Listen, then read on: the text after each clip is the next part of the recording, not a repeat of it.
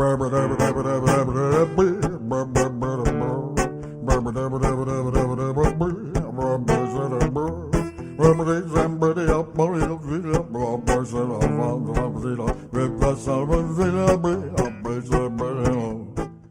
talk about the dark gem of a game. Let's talk about the Neverhood. The Neverhood is a 96 adventure point and click made by the same guy behind Earthworm Jim, TenNapel. You can see me coming about how weird this game will be. Yes, it is. The graphics are weird, the music is weird, the adventure is weird. The Neverhood is a truly interesting game just by how surreal it is. If stop motion for movie exists, why not using it for a game? And now that we are here, why not making it completely with clay? Oh yeah, the Neverhood is entirely made with that. All the environments, housing, to the claymation puppets, animated frame by frame, giving to it that unique feel, creepy feel of old stop motion from the 90s. The Neverhood is awesome. It's pretty underrated. First, the game kicks off with a picture of the developers. The image and the loud laugh show you in what kind of trip you're diving into. Then, a nice little video showcasing things with clay, and then the game starts right away.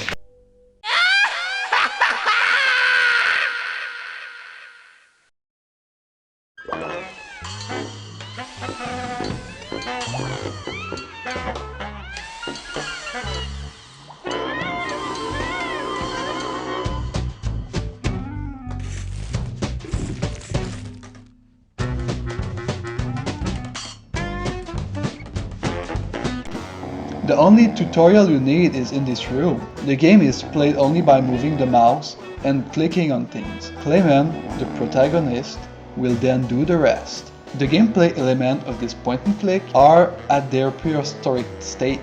By that I mean that you do not have any inventory, you don't have different possibility of interacting with objects such as in Space Quest or Full Throttle. Clayman will have one action with every interactive object. There isn't also any kind of side quest or bonus missions. The items Clayman pick up in the game will be stored in a little room in his chest.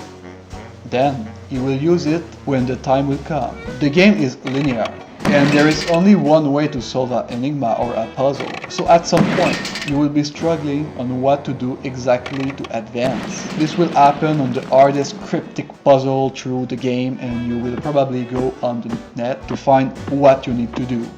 And this is bad design. And I'm talking about someone that is doing backtracking and moving around the map for hours. And you need to go on the net to find what to do because you cannot find it. The symbol puzzle and the ring pulling is the worst of them all. Yeah, I remember this. You can have in one hand a simple classic puzzle where you need to move pieces around to form a picture, classic. Or at the other hand, you have a guess what to do puzzle where you need to perform a certain action to unlock something with a little clue that you probably miss. However, the start of the game is smooth and the puzzles are easy enough to get a big part of the experience without losing patience. The puzzles can also be played in a non-linear order, meaning you can have an hard time with one puzzle, so skip it, do another one, then come back later, which is nice. The camera view of the game is a dirty, non-scrolling type. The screen will change when Clayman reach the border of it. A good idea. Static photography take a much less physics space for the game.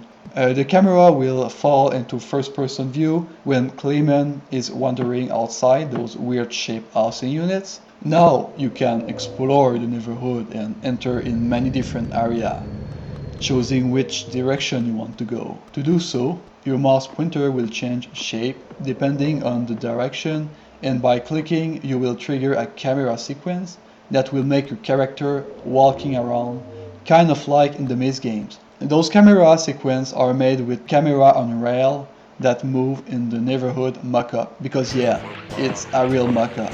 It's cool. Next, the story. The storytelling worked by finding tape scattered around the globe. Each of these tapes contain a part of the story. You can watch the story on TV-shaped object, and you can watch the tapes you found. This means that you can watch a part after other. Story gaps are filled as you advance in the game. The Neverhood story is about the creation of the universe, something more related to the Bible than an actual story. A good and evil and an avatar that need to choose between one of them, even change how the game will end. Yeah, it's classic. Bad or good, it's the Bible story.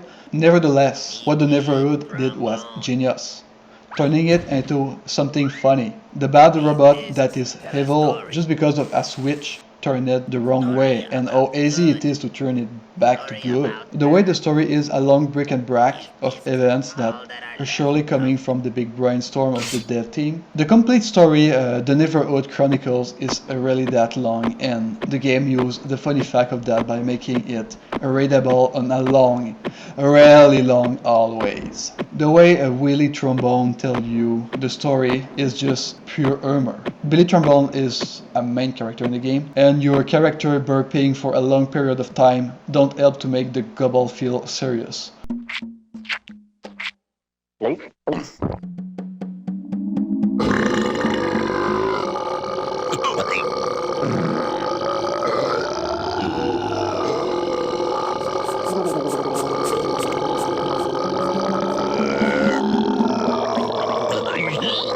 The game used a pre-rendered stop-motion animation, cinematics, to pace the game and to help understanding how things are coming together. They are funny and the animation is good, Buffy cartoon animation, with all the sounds coming with it. You will probably miss some of the cutscenes that are not in the critical path. They add a little of replay value, just a little. It's a shame that the quality of those video is compressed and really ugly. Too bad this is affected by how old the game is.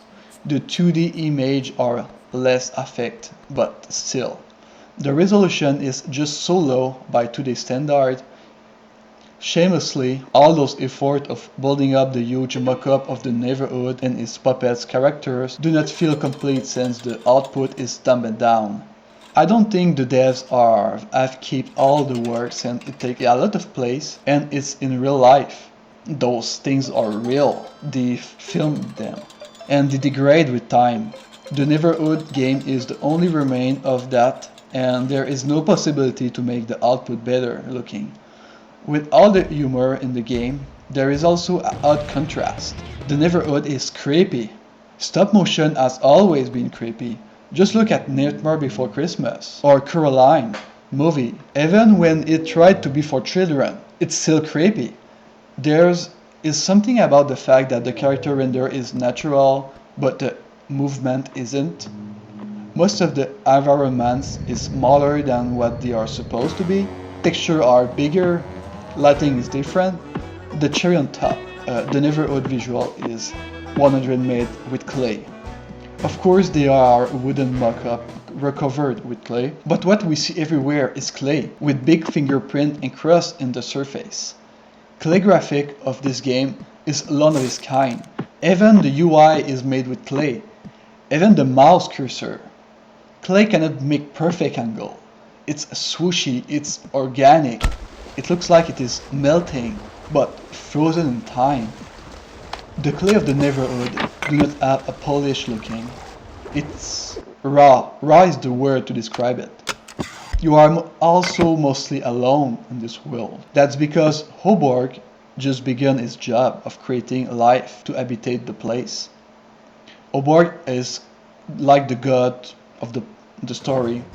Yeah, Hoborg just began his job of creating life to habitate the place. But something gone wrong with him. Stopping the work prematurely and making the Neverhood beauty shining into nobody's eyes, except you.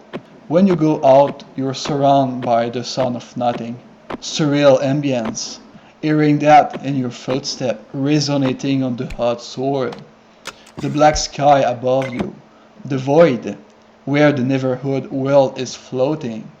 It's like an empty canvas. Hoborg used it as an artist.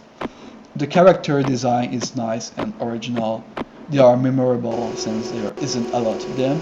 Creepy too, of course. The sounds are okay. Quality is a product of its time, the dialogue too. How the game feels it was made by hand. The soundtracks do not escape to that. The music of the game is composed by Terry Scott Taylor, who made the sound with his guitar and his voice. He literally makes mouth sound and incompressible lyrics. His music are surreal as the rest of the game. They are jazzy, funny, and experimental. They play when the player walks into an house, not an exterior.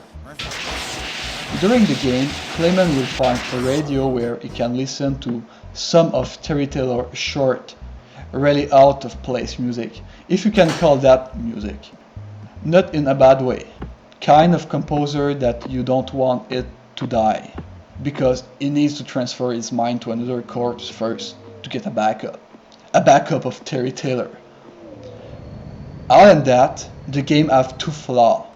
The odd mix of cryptic alt puzzle and the good ones, and the bad imagery quality. The Neverhood is an underrated product of its time.